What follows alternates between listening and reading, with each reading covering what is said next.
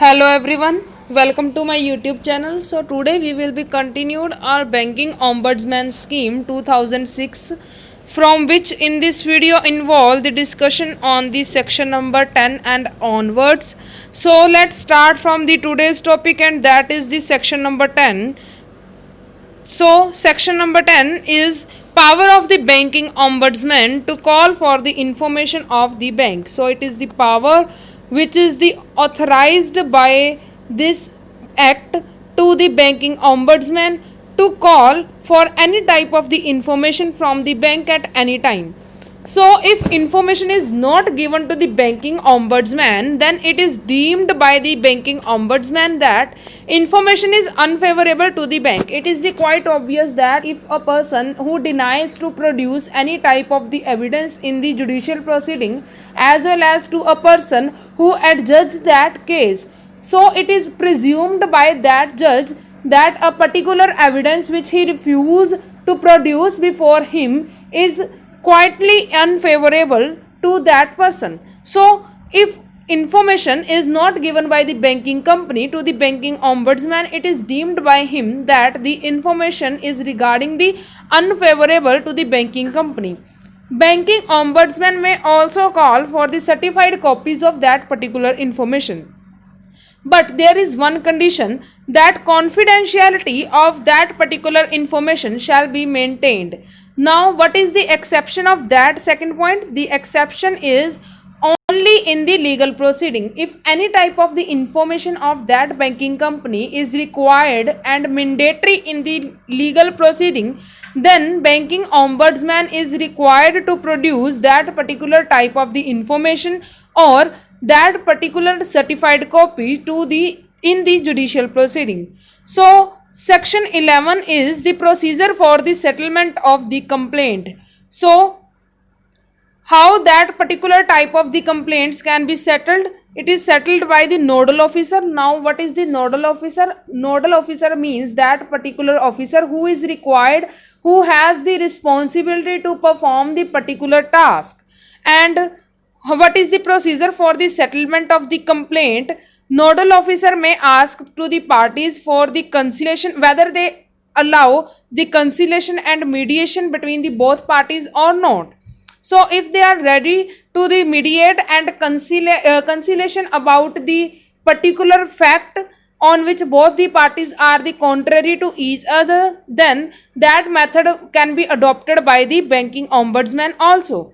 So if they not choose that particular method, then they choose trial, and nature of the trial is like the summary trial, and summary trial is mentioned in the CRPC for any type of the criminal proceedings. Summary trial means generally that type of trial in which it doesn't include hard and fast procedure, and it is not bound to strict rule of the Indian Evidence Act. So section 12 involves the discussion on the award given by the Banking Ombudsman. Award is sort of a decision of the Banking Ombudsman. What is the time period? That means to say during which time that particular award shall be given by the Banking Ombudsman, and that time period is within the 1 month of the receipt of that particular application. Now what are the principle which we have consider regarding the awarding particular case? That those principle involves the banking law as well as the guidelines particularly issued by the Reserve Bank of India regarding regarding the particular fact of the case. So award for the direction for specific performance or compensate to the aggrieved party. And fourth point is compensation is equal to the actual loss or 10 lakh, and in case of the credit card cases it shall be 1 lakh. Now fifth point is copy of the award sent to the aggrieved parties, and it is liability of that party to hand over the copy to the banking company. If within the 1 month copy not hand over to the banking company, then award ceased to be award. That means to say that particular decision given by the Banking Ombudsman doesn't have any value, because It is a liability imposed by this act that particular copy of the award shall be handed over to the banking company within the 1 month to the banking company. But if he doesn't perform his duty, then he is not entitled to to receive the benefit of the particular award. So section 13 generally talks about the power of the banking ombudsman to reject the complaint only of the following these mentioned grounds. If there is a particular delay, if there is a application which causes the delay as well as vexatious, not appropriate and beyond the pecuniary limits of the particular banking ombudsman, then he has power to reject that complaint.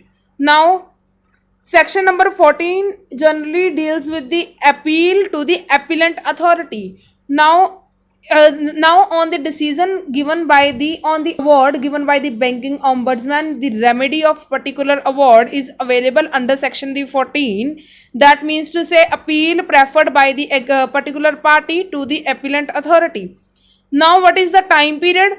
Appeal shall be preferred within the 30 days of the communication of the decision to the bank. That means to say when the particular party handed over the copy of the decision to the banking company. Now, condonation may also be allowed but only depends upon the satisfaction of the appellant authority. Appeal filed by the bank only with the previous consent of the chairman. If chairman is absent, then consent of the managing director.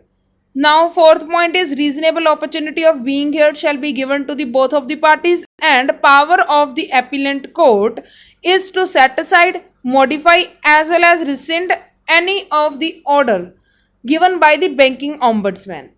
Now, what is the duty of the nodal officer? It is discussed under section 15, and that is to display that act to the premises of the banking company.